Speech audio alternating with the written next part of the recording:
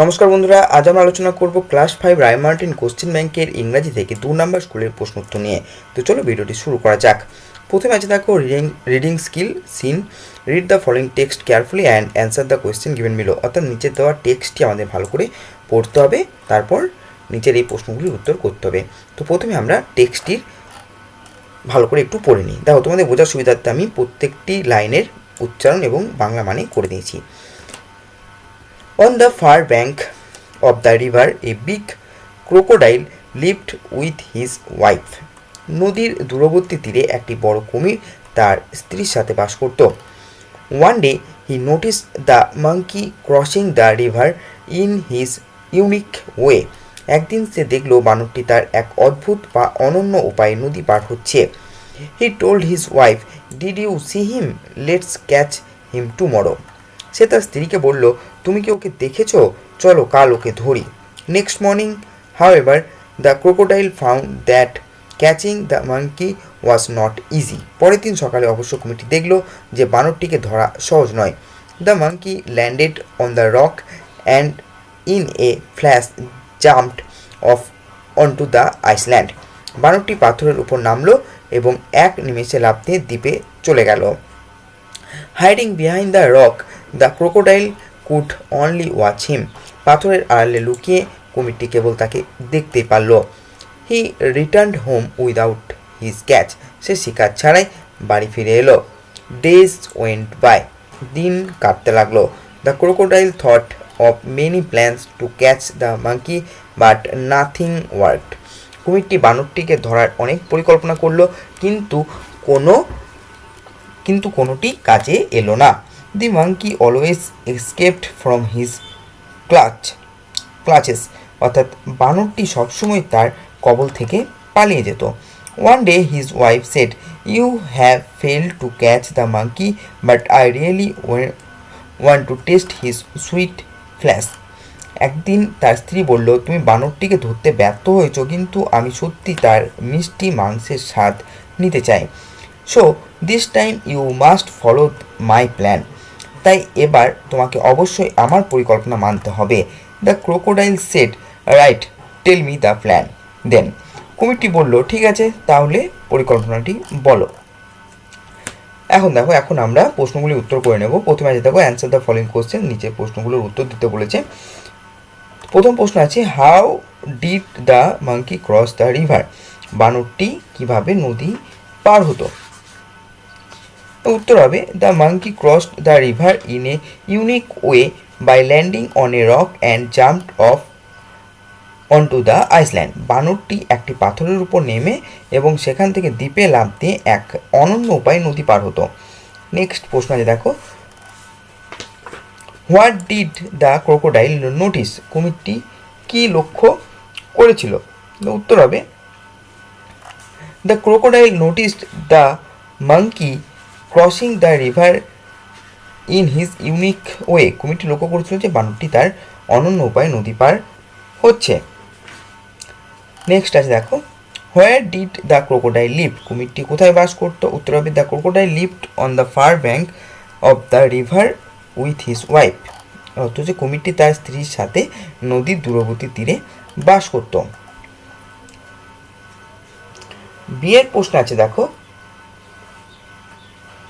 Find out the words with similar meaning from the given text. মানে একই অর্থ text থেকে নিয়ে আমাদের এখানে শূন্যস্থানগুলি পূরণ করতে হবে। ওয়ান অফ ইটস কাইন্ড থেকে হবে ইউনিক, স্প্লিট মুভমেন্ট থেকে হবে ইন এ ফ্ল্যাশ, মানে পলক ফেলার মধ্যে বা এক নিমেষে।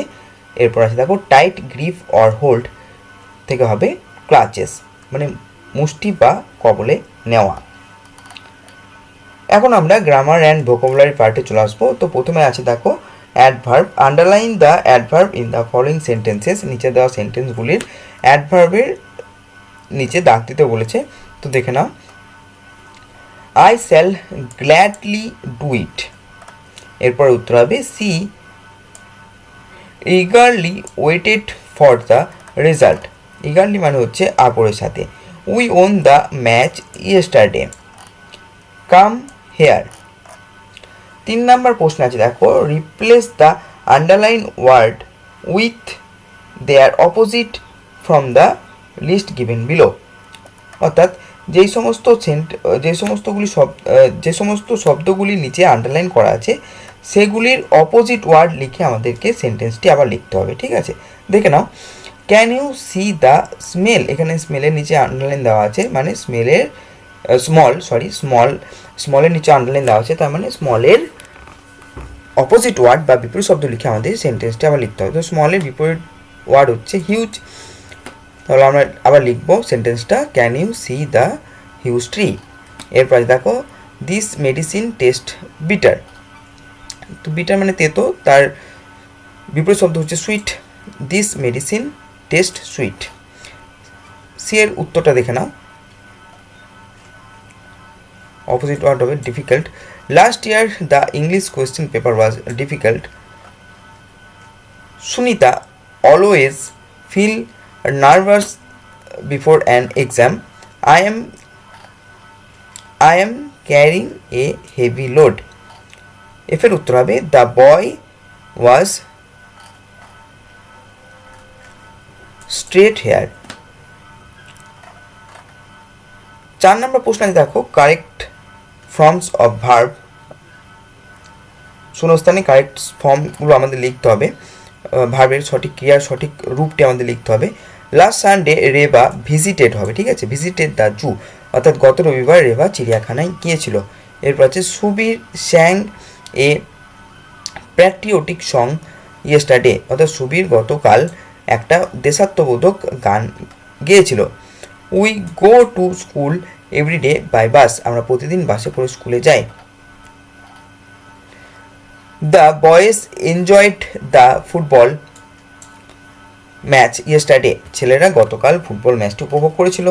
Farmers grow crops in the field, কৃষকরা জমিতে ফসল ফলান। 5 নম্বরে চলে আসি আমরা। 5 নম্বর আছে দেখো রাইটিং স্কিল। প্রথমে আছে চাইল্ডহুড অফ রবীন্দ্রনাথ টেগোর। দেখে নাও রবীন্দ্রনাথের শৈশব। Rabindranath Tagore was born in 1861 at Jorasanko in Kolkata. Rabindranath Thakur 1861 সালে কলকাতা জোড়াসাঁকোতে জন্মগ্রহণ করেন।